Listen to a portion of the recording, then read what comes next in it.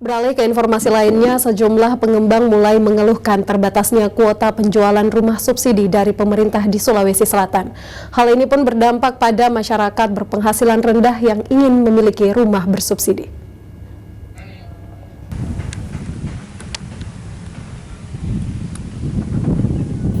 Pengembang yang hadir untuk membantu masyarakat berpenghasilan rendah demi meningkatkan daya beli rumah subsidi harus terkendala kuota subsidi yang disediakan pemerintah.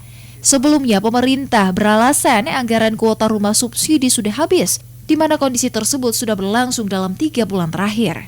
Pihak pengembang pun merasa dirugikan, pasalnya sejak akhir Juni kemarin masyarakat berpenghasilan rendah atau user yang ingin memiliki rumah subsidi tidak bisa melakukan akad, padahal legalitas dan ajuan user ke perbankan sudah disetujui. Kalau pemerintah sendiri kan sudah keluarkan, cuma kita belum tahu kapan tuh, Juli, Agustus, September. Itu habis kotanya Pak di situ? Habis kotanya. Adapun tambahannya itu selama 3 bulan, kalau saya sendiri selama 3 bulan cuma kurang lebih 20 unit. Itu cuma sisa-sisa itu Pak? Iya, sisa-sisa.